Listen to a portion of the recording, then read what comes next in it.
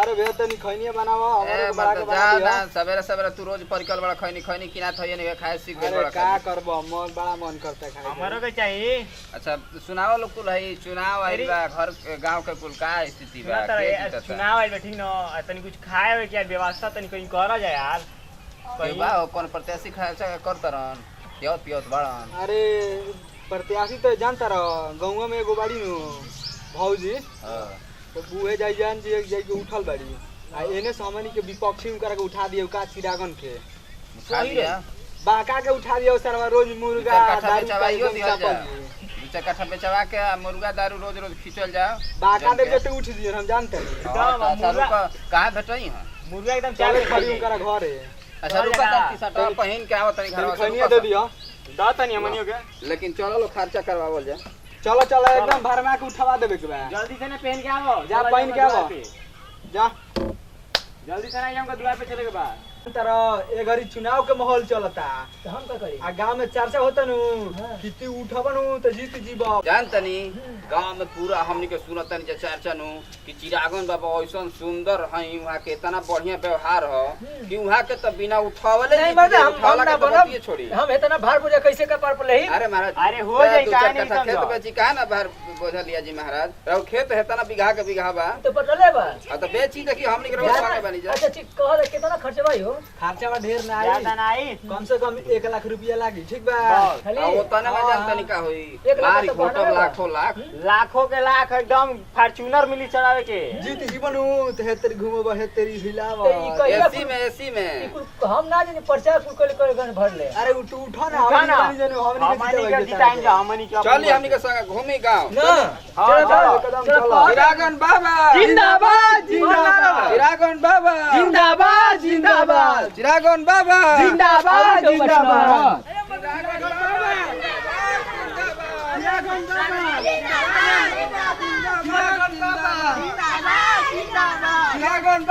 जिंदाबाद जिंदाबाद अयोरी के लड़ता हो अरे एगो बाड़ी भौजी गंगा में के अच्छा। विपक्षी में बाड़ी खाली उहे उठल बाड़ी रउआ तो उठ जाई त बिना उठल गिर जाई फूक दे कुधिया जी हम पता ना चली कि कहाँ गोइली तारांग मेरा टिकी दे। कबो बे नाटिकी 5 बीघा ना सही बेच दे 1 बीघा हाँ, चलो एकदम हाँ चिरागन बाबा जिंदाबाद चिरागन बाबा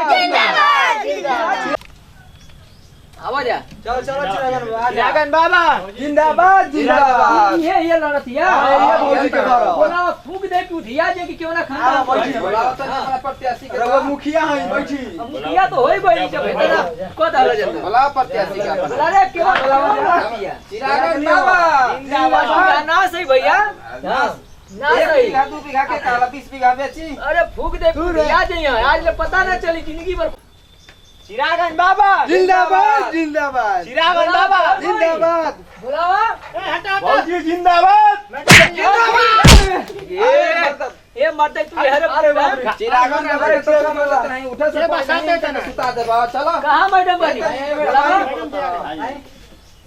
चिरागन बाबा जिंदाबाद जिंदाबाद चिरागन जिंदाबाद जिंदाबाद जिंदाबाद चिरागन बाबा। मारियतानी के भौजी के निशान पे चिरागन बाबा जिंदाबाद जिंदाबाद मारियतानी के जिंदाबाद अरे कितना बदतमीज है जी ये ये लोग। तेरे हमरो मनवा टप टप पाए लगी पैसा वापस लेनी का अरे हमनी के बानी जानू टेंशन मत लो कौन है ये? ये आप के ये वाला यार बड़ा मस्त भाई लागत के है हाँ? ये मन करता कि ओकरे और चल जाई का चिरागन बाबा देख के लड़त मोहल्ले लड़का खच चुनाव पचाता ना। पैसा मनवा तो हमरो लग रहा था लेकिन अब का करी इज्जत का सवाल बा क्या मैडम जी तू ही चुनाव लड़ा था वो का की कर लड़त नहीं लड़त लड़का चुनाव। भूख जाए पी ऐसन भेबू ऐसन ये खोजे तो ना मिल बुए बन अच्छा अच्छा पंचायत में जो जो मुखिया उठते हैं ना वो पहले ऐसा ही बकते हैं ठीक है ना कुछ करते नहीं बके वाला ना है। हमारी। बाकी वाली ना है यहाँ अरे करे वाला मस्त लागत है बाबा मन करता कि ओकरे और चल जाई बड़ा मस्त लागत है अच्छा अच्छा ठीक है सुनिए आप कौन लड़ बटे? रहे हैं चुनाव तो कितने बार जीते हैं ये बताइए थोड़ा। तू जीत के गठिया ले ला नहीं तो हमको तो सारे गांव वाले जिताएंगे तो हम गांव को डिजिटल बनाएंगे क्योंकि- गाँव जिताएगी तो डिजिटल बना तू बना दी हम भी बनाएगी अच्छा ठीक है थोड़ा इनको बताइए हमारे बारे में। चुनाव चिन्ह सिलेंडर है, सिलेंडर। गैस सिलेंडर छाप है, समझ में आ रहा है? बाबा तनी तू बता दिया। चुनाव चिन्ह हमारी स्टोव है। स्टोव है ना? स्टॉप हां स्टोव भभक जी बुझे बैठे उते भभक जी ऊपर किसान जिंदाबाद जिंदाबाद जिंदाबाद भैया। अच्छा ठीक है हाँ, बोलो। और आप बताइए सबको कि आप जीतेंगे तो क्या क्या करेंगे। तो तू ही पहले बताओ ना क्या करबो। ना तो पहले आप बताइए कि आप पढ़े लिखे हैं ना, आप क्या क्या करेंगे। बता ना दी हो बतिया। बतावा तनी सुनिए लीजा। ए भैया ई मैडम जी का कहा नाम बा हां कि हां ये मैं कह रे हां ये ऑटोमेटिक कहा का ऑटोमेटिक है। हम भी इस पे खड़े होते हैं। बाजता बाबा बाजता पकड़ ले वाली खेतरी ई मैडम जी कहत नहीं कि जीत का लिपस्टिक चटुआई। चिरागन बाबा जिंदाबाद जिंदाबाद। अरे मत नीचे में उतारा। बोलो बोलो धैले देखो भैया ई कहत नहीं भैया पंच लोग सुन ला जा हमके जितावा जाए तना वो स्टोव पर मरिया जा स्टोववा बड़ हराराय के खाना दाना बनवाई कॉलोनी दिवाई भो भैया आ मुर्दन का भी हम आधार कार्ड बनवा दे भो। अरे अरे आप कुछ नहीं सुने चाहब, पूरा जनता लोग बार बार आँख खोल के कान खोल के सुन लो। अपने खोला है सर पहले अपने खोला। देखिए आप हमारे संचालक साहब से बात मत कीजिए, अच्छा अच्छा ठीक है? ऐसे हमको भी ही बोलने दीजिए। बोलती तू। हाँ, हमारे का नाम बा बाबा 9 नंबर में कब से बोले लागल हो? जना तक कि कुछ पिया दे भी है हां याद चलो, दे चलो, लिया, चलो, खेले रहने ने खिया दे लिया। तो ऐसा नहीं लगता है बाबू। हां हां कोनो जारी सुनले बा सुना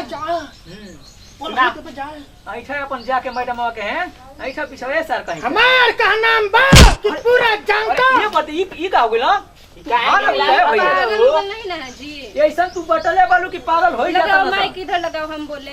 देखिए आप लोग पढ़े लिखे लोग को जिताएंगे ना तो गांव डिजिटल होगा।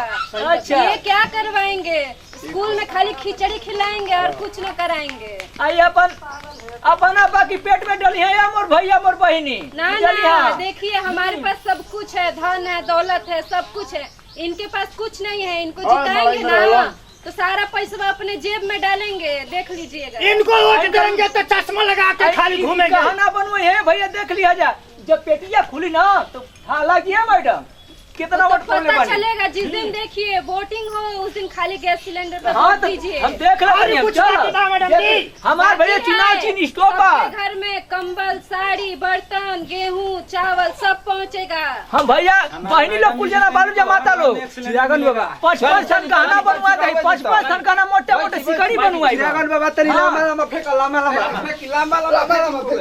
अरे त लम्बा लम्बा फेंक मोटे मोटे सिकड़ी कहते बनवाई तू किलो का तू किलो का बनवाई बा। स्टेज पे खड़ा था। ये देख लीजिए इनको, जैसे मुखिया वैसे इनके लोग, सबके सब फ्रॉड है, सबके सब फेकू है। ई फराड है फेंकी देख ल कहीं लिपस्टिक तैसन मरले बानी कि कुल हाइयो भागे लहन सोहा रे लेकिन भैया मुरझैया जमा देखिए आप लोग में से खूबसूरती पर मत जिया में आना चाहते हैं आ जाइए, कोई दिक्कत नहीं है। खूबसूरती पर जइबा जे भैया तो विकास जी बजा देश गुलाम हो जाई हमके आजकल बना दे जा। खूबसूरती ही बिक रहा है, जानते हैं कि नहीं? इनको जिताएंगे तो सबको सीआर बना देंगे।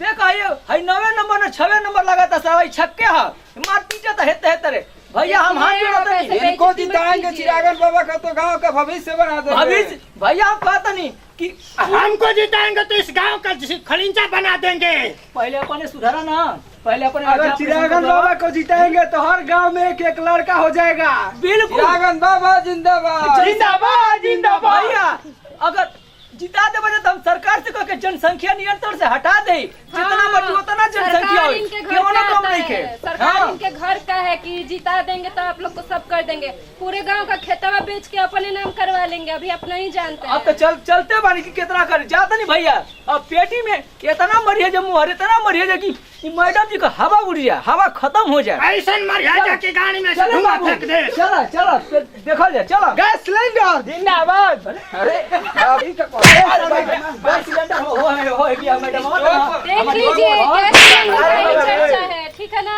पागल हो महाराज जल्दी में फिसल गइला। ऐसा ही मुहरावा मार के बेरी मत फिसला दिया नहीं तो हमारा गैस सिलेंडर स्टोव है स्टोव हमार अरे स्टॉप जिंदाबाद जिंदाबाद जिंदाबाद। बहनी लोग देखिए जा सभी माताओं और बहनों से अनुरोध है, कृपया ऊपर से 2 नंबर सिलेंडर पर मोहर लगाकर भारी मतों से मैडम का विजयी बनाएं। खूब मोहर मरिया जा। देखिए आप लोग पढ़े लिखे लोग को जिताएंगे तो गांव का विकास होगा, ठीक है। वोट उसे दीजिए जिस पे आपको विश्वास हो, ऐसे किसी को मत दीजिएगा कि गाँव में बेच के खा जाए।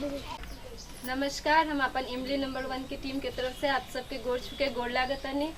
जैसे कि आप लोग देखनी है जब वीडियो में कि चुनाव के कुछ सिलसिला चलता, तो रिक्वेस्ट बाटे सबसे कि केहू दिल पे ना ली, बस इंटरटेनमेंट खातिर बनल रहा। बस ये कहम कि वीडियो अच्छा लगी तो लाइक शेयर सब्सक्राइब करम जा। अगर आप लोग पार्ट 2 देखल चाहते नहीं जा तो कमेंट में जरूर बताएम जा, हमने के पार्ट 2 भी लेके आवल जाए। रिक्वेस्ट बा कोनो भूल चूक भइल हो तो माफ करम जा अपन बेटी समझ के। वोट ओकरे के देम जा जे ओकर लायक हो। जे हो करा लायक होखे। Thank you.